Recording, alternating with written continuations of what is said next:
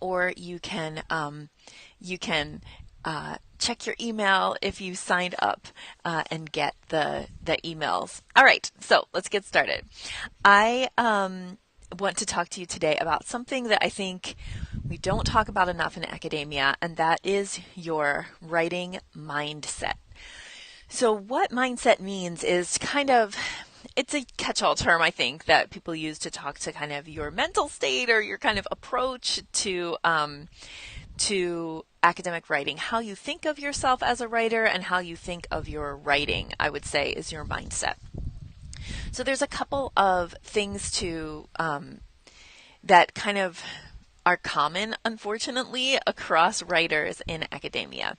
And so if you've ever have the thought like, I don't have anything worthy to say, like I don't have anything worth saying, then that is a writing mindset problem. If you, hi everybody, yes, I am in Rincon. It's a beautiful background. Hi Jessica, hi Carolina. So yeah, so if you've ever thought to yourself, I don't have anything worth saying, that is a mindset issue. If you ever would have like kind of characterized yourself as having imposter syndrome, all right, that's like where you feel like I am not really supposed to be in academia. I'm not really as smart as these other people, and somebody is going to find out. Like you have kind of like a fear of being exposed as a fraud, I guess. And this, if any of these things sound familiar to you and you're thinking, oh my gosh, how does she know? It's because these are very, very common thoughts. Like everybody maybe in academia has, or at least the academic women that I work with, at one point or another have had the thought like, oh my God, I don't have anything to say, or, maybe I'm just not as smart as these other people, or, these things. And when I say them out loud, maybe they sound ridiculous to you, but when you say them inside your head, they're really scary thoughts to have.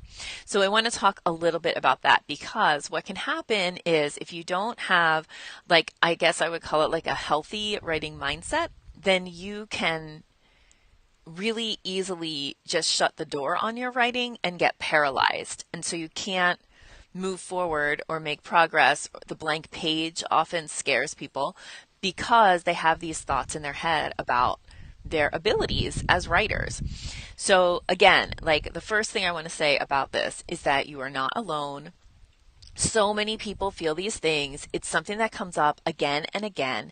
And it's unfortunate, right? Because part of what I want to do, right, is really say, yes, you do have stuff to say. So I want to talk about a few little mindset adjustments that you can make in order to help you get over those thoughts if they are holding you back. All right. So one of them is when you feel like you don't have anything to say, or you don't know anything. I want you, instead of picturing your audience to be the most famous, academically famous scholars in your field, I want you to picture your audience as the new grad student who is first entering the field, and maybe she is finding your article or your chapter or your book as one of her first entries into your field of study. So when you're explaining the field, I want you to speak to her. Like, I don't want you to speak to the fancy people. I want you to try, like, if you're having trouble getting started and you're feeling like I don't have anything to say, or I am not smart enough to talk about this topic, I want you to think about like maybe first year grad student you or your friends, right? And imagine somebody who is just entering and just finding out about this new world of your field, and they're eager and excited, and they need an entry point. So I want you to think about that instead. So in one way to try to get over that paralyzation is to change who you're picturing as your audience. In academia, we get we're so judged on our writing. Like writing stops. Like if I think that writing's fun, but that's because I've unhooked myself from the judgment of it. And that doesn't mean that when there is judgment, like I don't get, you know, I'm like I need to take a seat and relax after if I get a bad review, just like any human. Um, but I'm not thinking about the bad reviews as I'm writing. So instead of those, thinking about those things, how your writing is going to be judged, who's going to be reading it, in terms of, like scholars in your field who might criticize you. Instead, I really want you to think of, picture an audience of, a grad student who's just starting out. So that's something to think about. A couple of other things I want to address that are related to mindset. So, again, like very unfortunately, I think a lot of us, many people in academia, experience toxicity in their relationships with other academics at their universities and in their departments. And so I think that it's really important because of that to find communities outside your department or make connections with people who aren't hooked to your department politics. Because again, those like toxic faculty members and bullies and people who just want to bring you down are in your head when you go and sit to write a lot of the time. So if that's a problem that you're having, I want to encourage you to try to find writing community in other places. And there's lots of things that you can do. So I have, oops, sorry about the wobbling. So I have a free Facebook group called I Should Be Writing, and I'll pop a link in the comment once I get off this video. And in that group, we have over 2,600 women, academic women from around the world. In our free Facebook group, we check in on Mondays, Wednesdays, and Fridays with posts about your goals for the week and your wins and what's holding you back from writing so that we can address some of those things. And you'll start to realize that like a lot of you'll hear like repeated a lot of the same things, like I'm overwhelmed or this is happening, and we can work through those things together and you can feel like you're not alone, which I think is really, really important. So you can join my free Facebook group, I Should Be Writing, to get support from people who are outside of the toxic environment that you might be living in your own department. In addition to that, I want to encourage you to make an investment in your writing by joining the Academic Women's Writing Collective. So that is a paid membership. It costs $39 a month, and it is for academic women and including PhD students who want to really focus on their writing this year. And it has three like core aspects to it.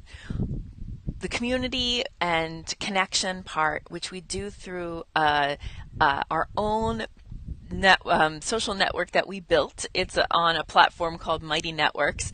Yay! Thanks. Carolina says it's her best investment of 2018. So yes, it really has a big payoff in terms of writing productivity if you use all the aspects of the community. So we have our own little Facebook-like thing, but it's not on Facebook. So it's a social media platform called Mighty Networks that we have created inside of this, our own writing community. And so it has like a Facebook-y feed thing, but we also can form writing groups, and there's messaging, and people can connect, and people post their problems, and we answer them. I post articles there that I write to address people's problems, and we have a community manager named Kate, and we are in there together getting our writing done and being able to talk to each other about these problems that we have, our mindset issues. So that's one part. And then we write together. So we write together every week on Mondays, and we're going to be adding a Tuesday morning co-writing time as well. So if you've never experienced co-writing, what we do is everybody gets on a conference call and we mute ourselves, and then we put our writing goals in the chat, and we just sit there with the camera on. You don't have to have the camera on. So if you're in your pajamas and you don't want people to see you, you don't have to have the camera on. But I put the camera on so you know that I'm there, and we work. We get writing done. And that is at least, if nothing else, you have time with other people, a couple days a week. And then in addition, people make connections inside the group and they do co-writing. So we have what we call a dedicated co-writing link that whenever you want to write with somebody, you can just click on the link and you will find other writers who are writing. And finally, every month we have a workshop. So I give an online workshop every month about problems and concerns and things we want to learn about to make our writing better. So we've talked about setting writing goals. We've talked about how to write the lit review, and other things. So the one for January is going to be how to create an accountability system that works for you. And we're going to be giving suggestions of accountability systems and some off-the-shelf kind of ways to do it, so you can decide what you want to do. And that will be later in January. That workshop is coming up. I give all the workshops twice, once in the morning my time and once in the evening my time, so that I can catch people who are in the southern hemisphere, on the other side of the planet from me. So I'm in Puerto Rico, but people in Australia and New Zealand, and around the world, we try to have different times so we can accommodate people. We have members in Europe. We have people all over the place. So in Colombia. We try to do things at times where lots of people can join. So if you really are ready to make a commitment to your writing this year, and maybe you have, you feel isolated at your university, or that you're in a department that's toxic, or you have colleagues that you don't get along with and who don't understand you, then this is a place where nobody is entrenched in your university or institutional politics. So on this online group, nobody knows about that stuff. You can share what you want to share and get support and advice, but it's not like there's no history. There's no all these other things. They're not invested in your role in your institution.